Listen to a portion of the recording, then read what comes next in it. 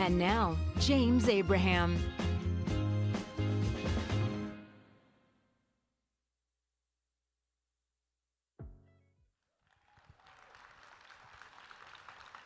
Good morning. My name is James Abraham. I'm the founder of Mynzo.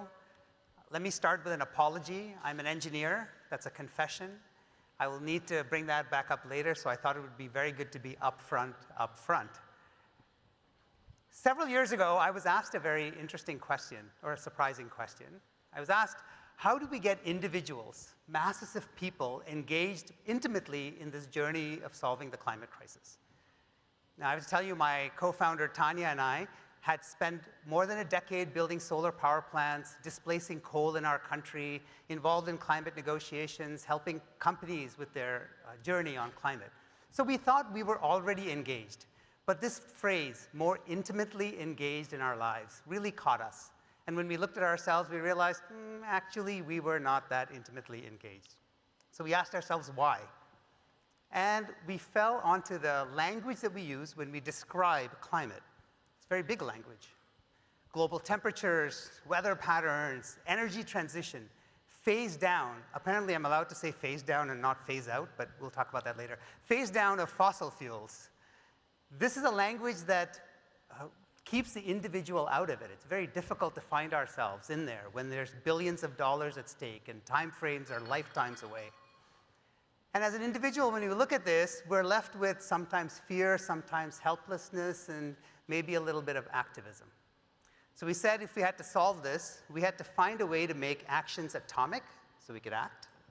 We had to find a way to make time frames near so we could visualize it. And we had to make the funds required within our grasp so we could afford it. So here's where the apology comes in. As I said, I'm an engineer. My answer to these questions does not move towards art or film or policy or regulation. We tend to build things. So we built a personal emissions tracker, and I did this on my own life. I measured everything I did and converted it into emissions. If you want to do something depressing in your life, do this. So you see that really nice green tree? Some days are like that. It's a good day, low emissions, but most of my days, my emissions were so high, the landscape was barren and the tree was desiccated. When I looked at my own climate identity, my own climate story, I was the villain in this story. And I wanted to change this. So I dug deep into the data, and I found there were some things I could do. And it was interesting. But the real magic is what's happening here now. Some of you are curious. You're asking, is that possible? Is that something I could do? Wow, if we could only get this together. Same thing happened in my team. We all started asking ourselves what this means. We broke this up. We created a score to allow us to compare ourselves to each other. We broke up our emissions, personal versus professional, the stuff that had to do with work. We looked at our trend lines. We became a community in conversation with real personal data. And when we became a community in conversation with real personal data, we became a community in action. Many of you have step trackers and calorie counters. You all share these step trackers and calorie counters. You become communities in action when you've got data about yourself and you're sharing it with each other. As we became communities in action, we found ways to change our own emissions story.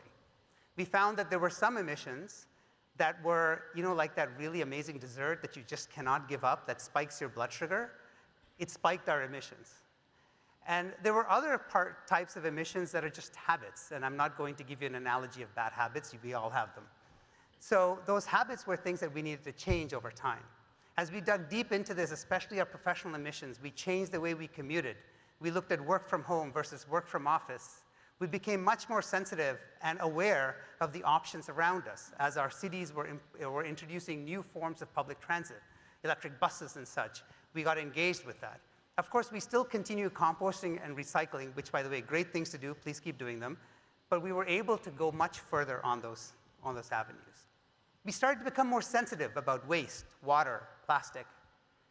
Perhaps most importantly, especially for the politicians that were up here, we became aware of our options at the voting booth. And that became a part of our conversation. So we finally found ways to get more engaged in this. and we started to reduce our emissions, and it was exciting for a while. 6 months into this, I found I started to plateau out. I don't like plateauing. I needed to get to the next stage, so I adopted another great phrase that we have in climate, net zero. Remember net zero? Very big word, but I said, I want to make this personal. How do we get to personal net zero? So I took the emissions and I said, I want to get to net zero by 2030, not some faraway goal, but something more within, personally, my lifetime. And I said, what would happen to my emissions if I did nothing? Can I project it? You know, Ari and Catherine this morning said that our future is less dystopian than we think. I found that answer. I found that left to itself, my emissions would reduce by 30% just because of all the work you're doing. Our grid is getting more green. Our transportation is getting better. Airlines are thinking about using new forms of tech and fuel. It's all changing around us. That our future looks actually brighter, and I could see it in my numbers. But it wasn't enough, because I wanted to get to zero. 30% isn't zero. So I decided I needed to find a way to take out the rest of my emissions. So we created this swipe to net zero. Swipe right, not left. Swipe right to net zero. The way this works is it measured my residual emissions in 2030 and told me how big a forest I would need, forest, not trees, to be able to sink all of my carbon emissions going forward. If I had this much of a forest, my own, at this time, then I would be net zero from that day on. Now, when I say forest, you're all thinking companies, countries, big, millions, tens of millions of trees, hundreds of thousands of hectares. You're thinking saving the tropical savanna. We wanted to atomize this to each individual. So this is a portion of a large forest. We've planted a large forest in the eastern hills of India, and we've taken it out and atomized it so each person can have a part of it for themselves. And you can track it. And this is a forest that lives in a community. You can see the farmers and the livelihoods that are being changed. And we took this approach to say, let's do assets and not offsets, because just like we have cars and homes that are assets and parts of our lives that emit, we should have a part of life that actually absorbs and sinks our carbon. Get to know this group intimately well, and to build a connection with the population that keeps our carbon neutral, takes us to net zero. So that's Mynzo. That's my journey to my net zero. You can actually try this out for yourself if you would like. It's available on both the App Store and the Google Play Store. And if you want to try out, experience this in short form, we have a 1-hour experience scheduled for you tomorrow. You can experience a 6-year journey, your own personal net zero journey, tomorrow at 11:30. But really, if you try it and start going, we'd encourage you to create these communities in conversation, communities in action. Because together, we are a really powerful force. We can move investments, we can change markets, we can shape policy, and as Ari and Catherine said this morning, we can write the history of our own climate future.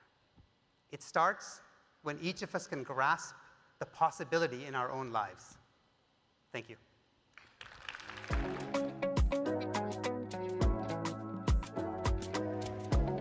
Thank you so much to James Abraham. James was actually my moderator at my globalization seminar in India a year ago, and it's beautiful to reconnect on this stage. Thank you. Thank you so much, James. Thank you for helping us write our own climate change story.